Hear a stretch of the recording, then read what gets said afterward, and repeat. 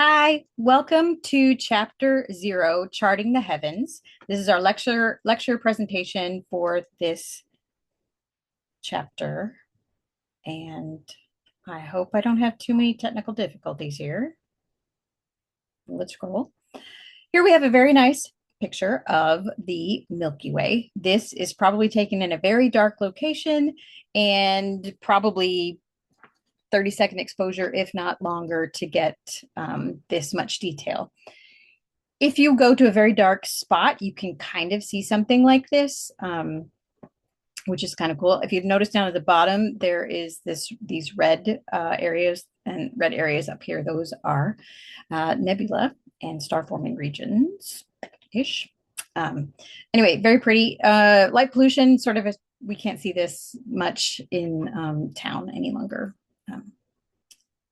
And let's see. Okay.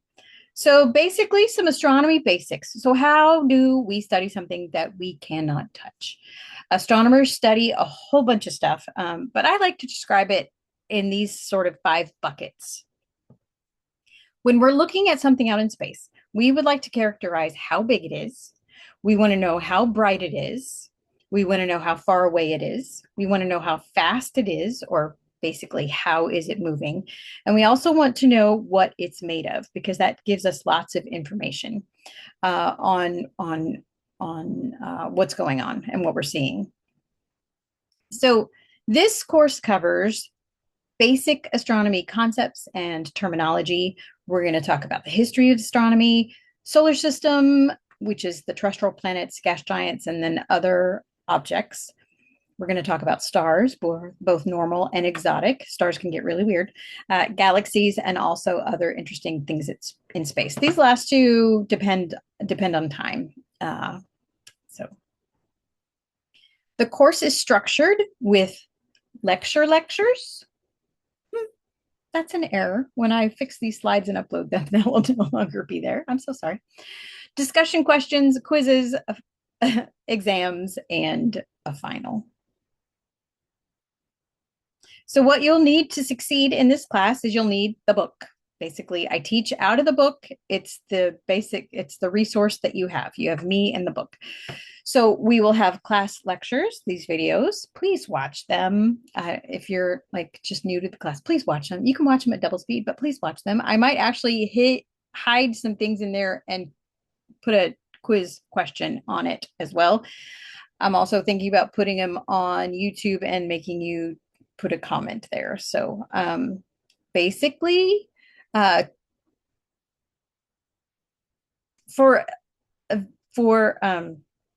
sorry, my brain stopped for a second. You'll do better in college if you take it seriously. You'll do better in college if you open your book, read your chapters, at least, the very least, skim, and then also attend lectures, do all of your assignments, etc., and you will probably do pretty well in college. Okay, so quizzes and tests are all online, and you may use your book for that, but I don't want you to cheat. This is sort of some advice if we have an in-person class. If you ask someone for help, make sure you understand what they're explaining to you, and don't cheat. Learning is fun. So I used to teach a math class, and this girl she turned in her homework, and each of the questions was written in her girl flowy, big, puffy script, and each of the problems was done in, I'm sorry, chicken scratch from a dude. And I was just like, I gave her a 0. I was like, at the very least, write it down again.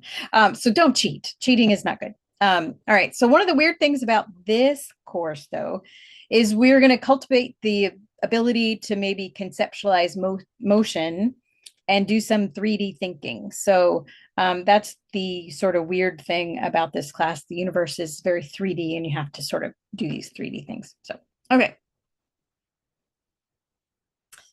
So the astronomer's toolbox. So astronomers we can't touch their subject directly, but we have many tools that we use.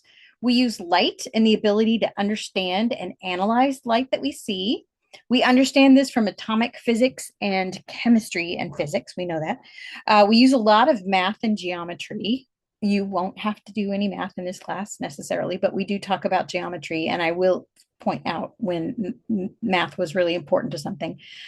We also use our imagination. We create theories. We have observations. We refine theories, the scientific method.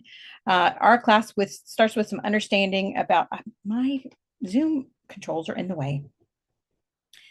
We start our class with the understanding about the basics, and then we go into a little bit of history for what we know right now. All right, so here is the sections for chapter 0. Once again, the reason why it's chapter 0, it's a math joke. And I think it's a little silly, but it's a math joke. So we're going to talk about the obvious view, Earth's orbital motion, the motion of the moon, the measurement of distance, which is kind of an interesting story, and then, of course, the scientific method, which is important. So here's our learning objectives. We're going to talk about the size of objects in the universe. We're going to talk about how we think about the sky. We're going to talk about the motions of the sun and the stars. Are you going to change? Oops. See? We're going to talk about eclipses a little bit, geometric reasoning to do stuff. We're going to talk about scientific theories, hypotheses, and observations, etc. We're going to cover that really quick, though. All right, so the obvious view. So here's the vocabulary that we have in this section. So I wanted to give you a quick review, though, of scientific numbers and notation, numbers and scientific notations. So the reason why you need to know this for astronomy is because we talk about really, really big things and we talk about really, really tiny things. So I want to review scientific notation with you. So we're going to convert 3,257 into scientific notation. So we think of the number as it's written, 3,257, but we have a decimal point at the end. This number is greater than 1, obviously. So to convert it to scientific notation, we move the decimal and then count the jumps. And I swear if we were in class, I would do this exact same thing that I'm doing right now. We have the decimal point here, and then we do a jump. 1, 2, 3. So now we've moved the decimal point 3 places to get 3.257 times 10 to the 3 because I moved it 3. 1, 2, 3. Okay. So that is a number that is bigger than 1. That is how we write it in scientific notation. Now, the reason why that's important for astronomy is because that number 3 could be 27. I mean, that is a number with 27 zeros after it, which is a huge number.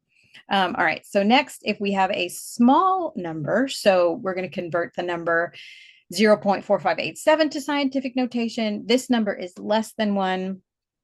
So this time we move the decimal point and count the jumps. This one will be a negative number of jumps because we're going the other direction. So here, it started out here, we move it here, boom. So now it's, oops, that is wrong. Oh, no, that's right. I'm so sorry. 4.587 times 10 to the minus 1. So the rule is this first number here has to be between 1 and 9. So you're not supposed to have a 0 there, and you're not supposed to have a 10 there. And then you have the numbers here. So if we move this now, and now we want to do 0.0, blah, blah, blah, right? Now we'll do the same thing. We count 1, 2, 3, 4, 5, 6. So now it's 4.587 times 10 to the negative 6. The reason why we need negative numbers is because the wavelength of light will be very, very, very tiny, or very, very, very big. It could be the size of a mountain, or it could be smaller than your hair. In like an atomic amount. So that's why we have to distinguish between the very large numbers, which are positive exponents, and the very small numbers, which are negative exponents. Okay. So we're going to arrange the basic structure of the universe in order of increasing size. This is in the book, so our learning objective here. So basically, the non-biology version, they do have some humans they throw in here. So our smallest things that we know about basically are atoms, and then molecules, and then sort of a planet, then a planetary system, a galaxy, and a universe. So that's sort of the basic structure that we have. I mean, there's other things you could put in here. Of course, you could put a human in here, and a car and a building and a mountain and things like that. But these are just the basic physics of it. Okay, learning objective 2 is to describe the celestial sphere and explain how astronomers use constellations and angular measurements to locate objects in the sky. All right, so astronomers have developed a bunch of different ways to talk about the sky. So this is astronomer lingo. When you look at the night sky, you can see a couple of things. You can see stars, you can see planets, you can see the moon, you can see ish one galaxy, you can see comets. You can also see nebula, that especially if you're looking at Orion, you can see that with the naked eye. So in order to tell somebody where they can find a specific object, you need sort of a map that both people understand. And astronomers have at least 3 ways in order to discuss this. We will discuss 2 ways to tell someone where to look: constellations and the celestial sphere. Actually, the celestial sphere has 2 different ways, so that makes it 3. But constellations and the celestial sphere are the 2 basic ways we do it. So the astronomer's map. So an ancient system of discussing locations of objects in the sky is sort of not a uniform system. Some names and shapes differ from place to place. Okay, so constellations. So if we're going to talk to somebody about where to find something, we would tell them which constellation to look. So constellations provide a convenient means for astronomers to specify large areas of the sky. Basically, we've taken some historical stuff and a bunch of astronomers got together and they've defined 88 specific constellations now. So in scientific, we have 88 constellations that we have named. So if you're going to tell somebody to look for the Orion Nebula, you tell them to look in the Orion constellation. And then you would tell them where to look within that. Okay, but a more scientific way of doing that. Oh, here is Orion. So here's a picture of Orion. So here is the alpha star. There's the beta star. There's the gamma star. All right, so this is Betelgeuse, and that is, I want to say Rigel. I don't. My brain just sort of stopped on. Yeah, I think it's Rigel. Anyway, so here's his armpit. Here's his shoulder. Here's his belt. Here's his sword, here's his knees, and then the Orion Nebula that I was talking about that you can see is like right in here. And I was lucky enough to go to Chile because I actually work at a telescope in my other job.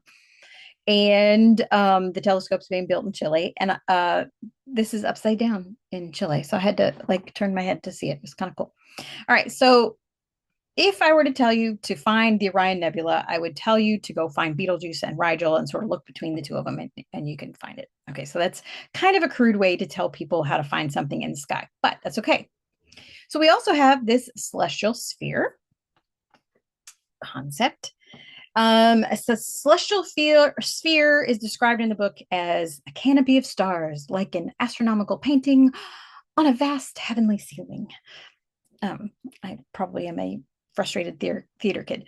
So ancient astronomers thought that this sphere rotated around the Earth every day, and the Earth was the center of the universe at the time. So they imagined like we were on the inside of a basketball, and the celestial sphere would rotate every day, and that's where all of the stars and the sun and the moon and the comets and everything was located. So why is my it's so laggy. Why is it laggy?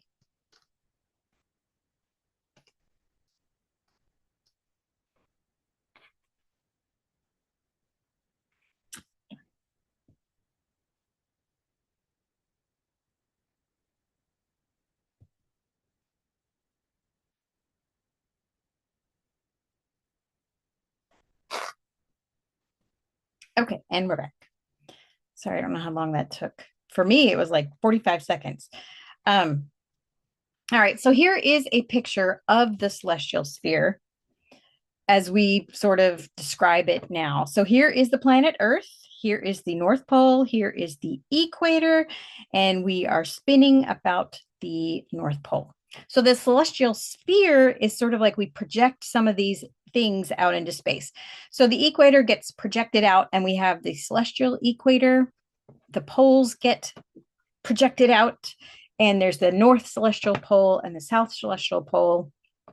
And then, as I said, they thought that the sky rotated around us, but we actually rotating under the sky kind of thing. So we now know that the rotation of the Earth is the reason why the stars rise and set every night. All right, there we go.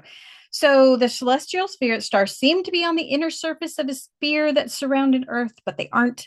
But we can use a two-dimensional sphere with coordinates like latitude and longitude on Earth to help locate stuff in the sky. So the celestial poles and the equator are shown here. So, and we have two-ish ways of doing this right here. But so this is the obvious view kind of thing. Stars that appear to be sort of like on the sphere, they're actually different distances away from us. So here is sort of like cut out of the celestial sphere with Orion on it. But in actuality, the alpha star, which is Betelgeuse, is here. The beta star, which is Rigel, is here. I'm hoping I'm right about that. Doggone it. Is so there, etc. So each of these stars are at different distances from the Earth, but they sort of appear to make this picture in the sky. And there we go. Okay.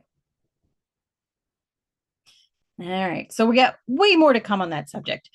Distances will be discussed in a lot of detail. This book is very big on sort of like building this understanding of distances.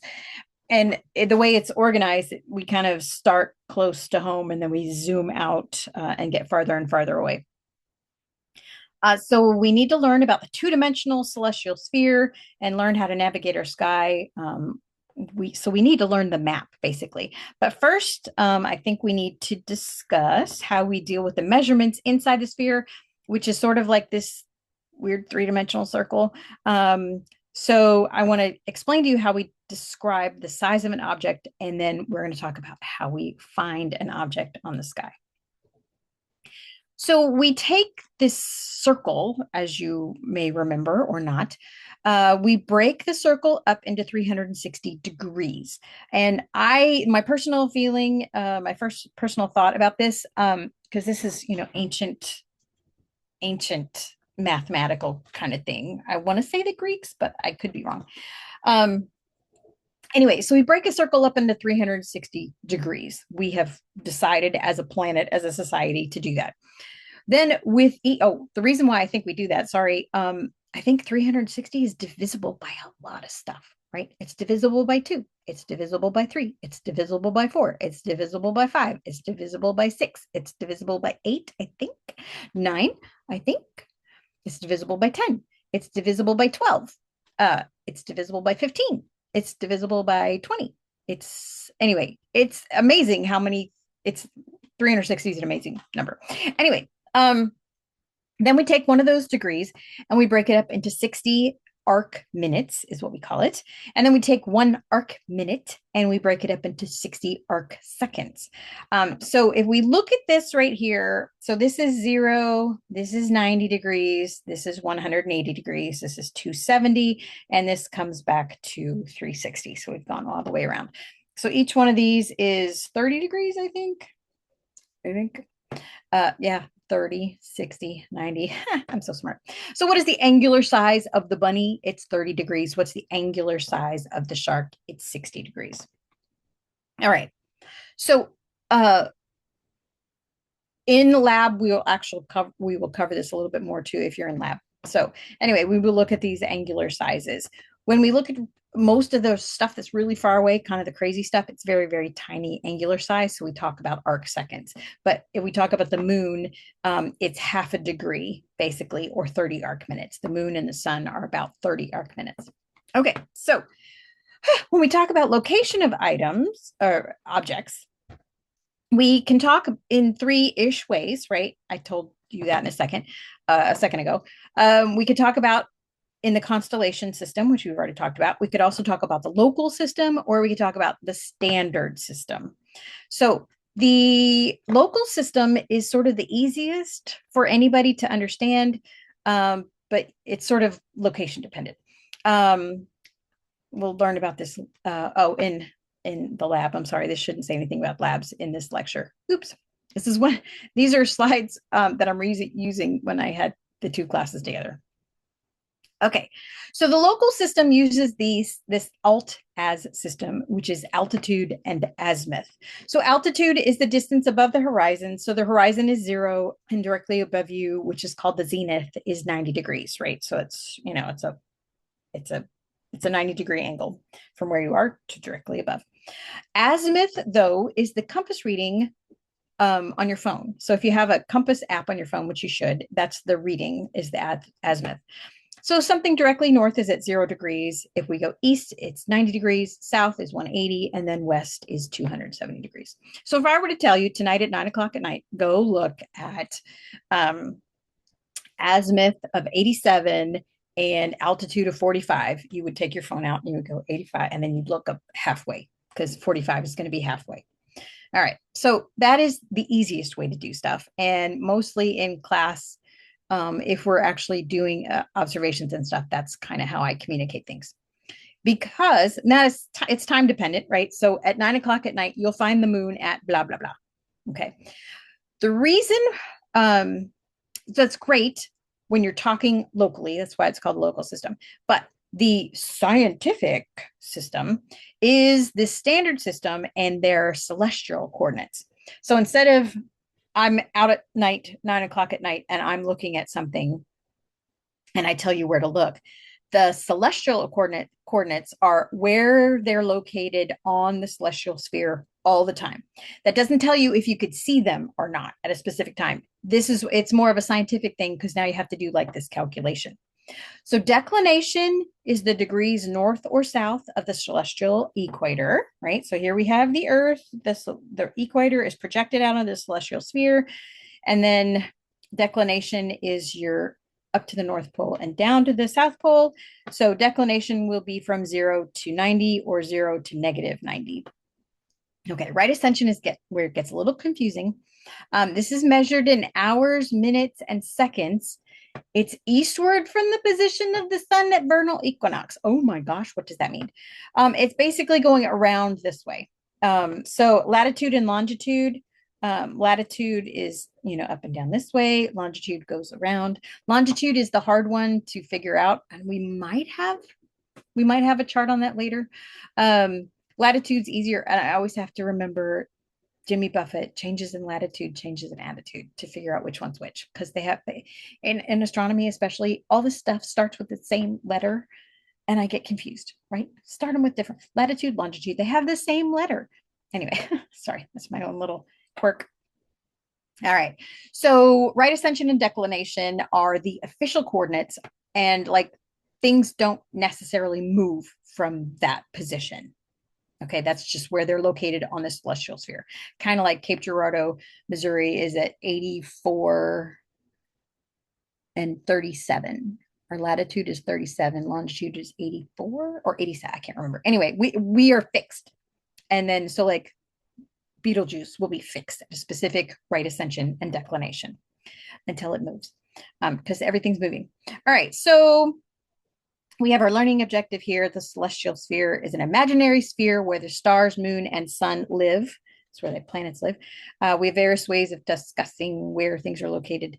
Constellations are a large grouping of stars that was developed in ancient times, usually pictures of mythical heroes or animals. So, okay, Earth's orbital motion. Here are our vocabulary. We're going to learn about some of this stuff. Look at it in the book. Oh, ancient astronomers, timekeepers. This is what I was just referring to. So ancient astronomers were timekeepers. That's what their job were. So useful things that astronomers kept time with or whatever. So we measure a day with the sun. We measure the month with the moon. And then we measure a year based on the stars. So these are the things that will change all the time. So our learning objective here, account for the apparent motions of the sun and the stars in terms of Earth's actual motion, and explain how the axial tilt of our planet causes seasons. Woohoo! You're going to understand all that by the end of this section. So We have a daily cycle where the Earth moves. All right. Now, this also, we have a solar day and a sidereal day. So the daily cycle, noon to noon, is called the diurnal motion or a solar day. But the stars aren't quite in the same location 24 hours later due to the way the Earth moves around the sun. So when we are in the same place again, one sidereal day has passed. So, what does all that mean? Okay.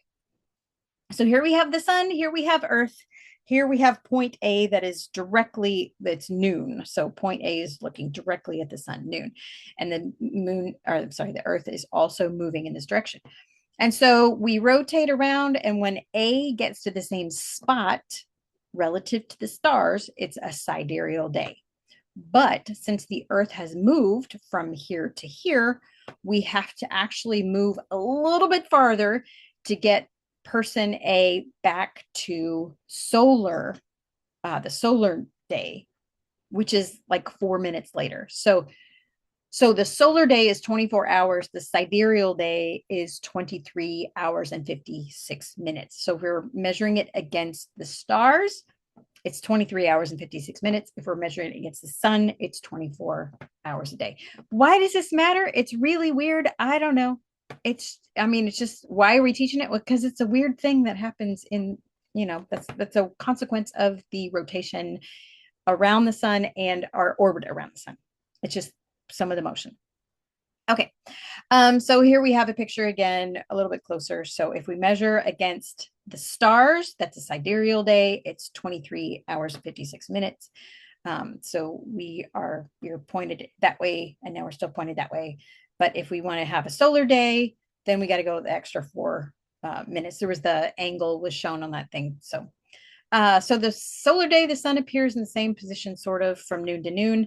Sidereal day, the positions of the stars to be in the same position, whatever. It's important because each night the whole celestial sphere seems to shift a little bit from the night before, which is why we have the constellations look different. Oh, my cat. Anyway, okay, account for the apparent motions. We just did that. Because the Earth's moving around in 6 months, we will be on. Okay, so each night we're doing that. We're going that extra 4 minutes kind of thing. That's because 6 months from now, we're going to be on the other side of the sun. To this motion, an observer on Earth looking at the celestial sphere, it makes it look like the sun is moving against the background stars. Although you can't see the background stars with the sun, but that's what happened. It looks like the sun is moving against the background stars. The path the sun takes, its apparent motion through the sky. We use that word apparent a lot in astronomy. We call the path it takes across the sky the ecliptic, which is different than the celestial sphere.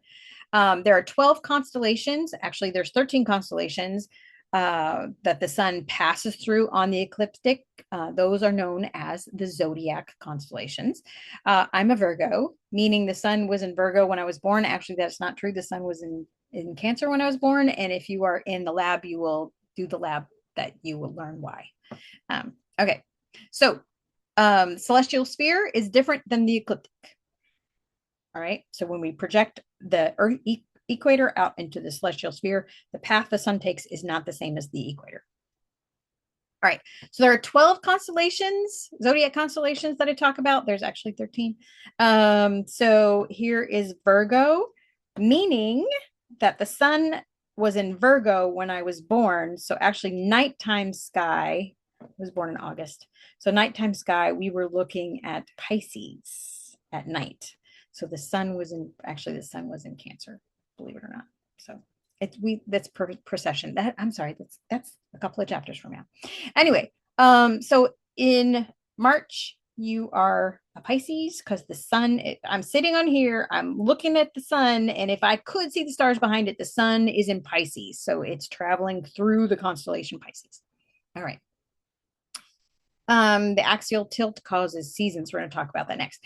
So seasons are not caused by our orbital distance to or from the sun, but they're caused by our tilt. So here is like to look at the distance that we travel. So summer we are the farthest in the northern hemisphere during our summer. We are the farthest from the sun. During the winter, we are closest. During the northern hemisphere's winter, we are the closest. And the autumnal equinox and the vernal equinox, this is spring and fall. All right. So this is sort of like this. Our orbit is almost circular. All the planets, their orbits are almost circular, but they're actually ellipses. So there is a place where we're closest and farthest because of an ellipse. We're going to talk about that next chapter, I think. Anyway, but this is not the reason why we have summer and winter. The reason why we have summer and winter is because of the tilt. So the Earth, North Pole, for which we rotate around, we rotate around. It is tilted from the sun's north, right? And so we got a 23.5-degree tilt. So here in summer in the northern hemisphere, we are tilted toward the sun. So the northern pole is tilted toward the sun, and it's in daylight 24 hours a day. And so there's more direct sunlight. When we are in winter, the North Pole is pointed away, and so we get less. So what happens basically, that same sunlight that's coming down, here's the sunlight, here's the same sunlight, but it has to stretch over more space because we're tilted away. Anyway, and then on spring and fall, when we have the first day of spring and the first day of fall, it's sort of like equal sunlight through the whole thing in the northern hemisphere. All right. So day-to-day changes are based on our Earth's rotation. Seasonal changes are basically our orbit around the sun, and whether or not we're tilted toward the sun or tilted away from the sun. If you'll notice, we're actually tilted in the same direction each time. Okay. And then long-term changes, those are precession things, which is the reason why the zodiac is not the same as it used to be. Okay, motion of the moon. This is long. Explain the changing appearance of the moon. So basically, the moon is orbiting the Earth while we orbit the sun, and it will be between us and the sun, and we will be between the sun and the moon. So there's a shadow cast because the sun is over here. There's a shadow cast by the moon, a shadow cast by the Earth. And if you'll notice here, if we're on Earth, the moon is over here, so we can't see it at nighttime because it's here. We also can't see it ish during the daytime because the dark side is facing us, right? So we can't, the shadow side is facing us, and the sun is so bright that we cannot see the sun is so bright you can't see the stars or anything. Although sometimes you can see, I have seen Venus during the day. You have to know where to look, but you can find Venus during the day, which is kind of cool. There is a tilt. The moon's tilted in its orbit just a little bit, and so that will sometimes make it sort of like be above us, and sometimes it'll be below us, so it's going in this orbit, and so that's kind of important for alignment with eclipses. All right, so so the phases of the moon, though, so here we have the sun on this side, and I'm on daytime and new moon, so the moon is between us and the sun, and we can't see it because it's in shadow. And then it moves down here, and we have a 4-day-old moon. This is our moon, is a new moon. 4 days later, we'll be able to see crescent. 7 days later, we have the first quarter. 10 days, we have a waxing gibbous moon. Then at 14 days, so 2 weeks later, 2 weeks after the new moon, we have a full moon. So if you'll notice here, the shadow is on the other side. The moon is completely illuminated at this point. And then, of course, it rotates back. This is a waning gibbous third quarter, and then a waning crescent. Those are the names and the dates. And if you notice, this is like a D in the northern hemisphere. It's a D, kind of makes it look like D. And this looks kind of like a C, right? And so I think of it as, when I'm looking at the moon, is it a C or a D? If it's a D, it's the first, and the C is later. So you think of it like I started off the semester really crappy, and then I finally got it better. So I went from a D to a C. Yay.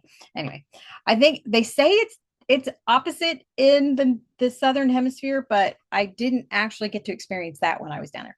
Anyway, so it's just the phases of the moon as it's going around the earth. It will change the amount of shadow and sunlight that we see.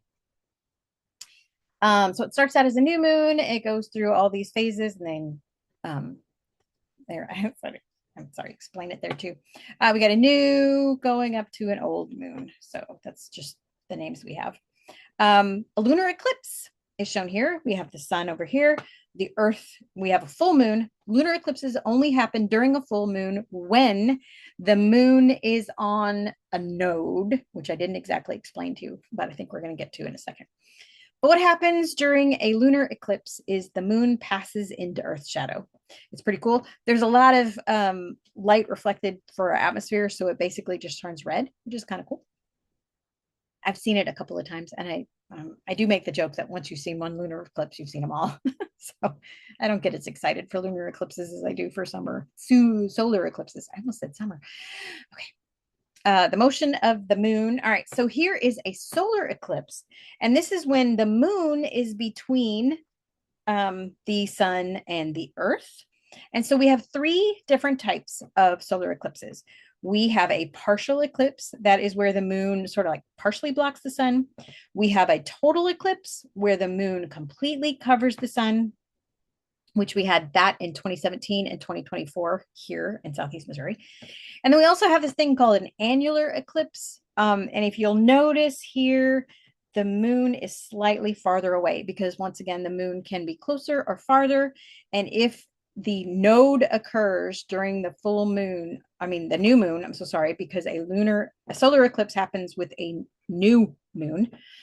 If it happens to be also farther from the earth, then it cannot completely cover the sun. And so instead of this really cool corona, we get this weird annular eclipse, which that happened in October of 2023. I think we had an eclipse.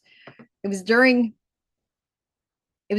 homecoming, but it was cloudy, and so we had to like live stream it from Texas or something like that. We had a booth. We'll have a booth. If you're at SEMO, we have a booth at homecoming at the parade. So come by and see me. Anyway, all right. So the reason why this happens, oh, and what happens, so the moon is not as big as the earth, and so it casts a smaller shadow. And so if you are in the path of totality, meaning if you're in the very darkest shadow thingy here, that's when you see the whole thing. This outer part right here is you'll get a partial eclipse. So some people will get to see a total eclipse, and a lot of other people will see a partial eclipse. Okay, eclipses do not occur every month because the moon is not on the same plane. Now, this graphic kind of hurts my head a little bit. All right, so unfavorable for eclipse. So here we have the sun, and here we have the moon. Remember, I told you the moon is tilted a little bit. So this is unfavorable for an eclipse because it's at its highest point here and its lowest point here. And so the shadows are not going to line up. Also here, it's tilted, and so the shadows are not going to line up. Here, though, if you'll see right here, this plane intersects this one. And this is called a node. And it's where it's going from. I'm going from the upper part to the bottom part. Right. So in my orbit, I'm going from the upper part to the bottom part. And when I cross over from upper to lower, that's when I cross this little plane right here. And I have a new moon at this point. And so it is favorable for an eclipse. And here I have, so this would be a solar eclipse, and this would be a lunar eclipse or a solar eclipse. Anyway, this is the new moon and the full moon, the new moon and the full moon, and we have favorability of having an eclipse. And so what happens when we have a super cool month where this is lined up this way, we'll have a lunar eclipse, and 2 weeks later, we'll have a solar eclipse. So when you get one, you get the other. Or we'll have a solar eclipse, and then 2 weeks later, we'll have a lunar eclipse. Anyway, it's pretty cool. All right, so here are eclipse tracks for 2010 through 2030. And you notice here's our 2017 track, and here's our 2024 track. That's pretty cool that we got to see that. We don't have another eclipse for a while. Anyway, so here's some other ones. People actually spend lots of money to go eclipse chasing, which is kind of cool. All right, I don't think I'm gonna go through that. There's measurement of distance. Okay, so it's long. They're all going to be long, but watch your videos. Okay, so this is just basic math. This thing called triangulation. And if I know I'm looking at this tree, I'm on this side of the bank, and I walk bloop, bloop, bloop, and I can measure how far I walk to place B. And now I look at the tree and I can measure this angle. Looky there, I have a right triangle. And if you use all your trigonomic junk, you can actually find the distance to the object. So I need an angle and I need this distance and this kind of setup to figure out the distance to an object. How cool is that, right? All right, well, okay.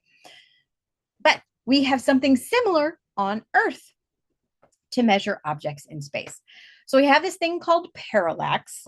It's similar to triangulation, but we're looking at apparent motion, not actual motion. So if an object is close enough to us, we will be able to measure like an offset. So somebody here on position A and somebody here on position B, if we're looking at this object in space and we're taking a picture against the background stars, it appears to have moved, right? So this is where it was in this other person. We have this distance, right? So this is seen from A, this is seen from B.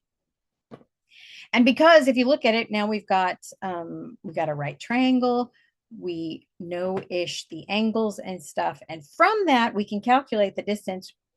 Boop. So now we can find the distance to an object. So parallax is the thing that we use for that. All right, scientific method. Basically, science is a step-by-step process for investigating the physical world. Physical world is based on natural laws and phenomenon and stuff. We can create a theory, which is basic ideas and assumptions for what we think is going to happen. We create a theoretical model. We can test the theory. Scientific theories must be testable. They must be continually tested. They should be simple. They can also be elegant. Scientific theories can be proven wrong, but they can never be proven with 100% certainty. Okay, so that's a theory is never 100% certain. And so observation leads to theories, which leads to predictions, which we can then test. All right, so I make the distinction that, you know, this is basic science appreciation class through astronomy. And what we want to do in science is we want to be able to predict behavior. And so we want to be able to measure it because you can't do engineering without that. You want to be able to see what's, you know, anyway, I'm sorry. That's just what science is. It's science. We just want to make predictions. We want to make theories. We observe things, etc. All right. I think that's it for this chapter. If you have any questions, please let me know. Watch your videos. Do a good job. Let me know if you have any questions. Okay. Thank you. Have a great day, and I'll see you in the next video.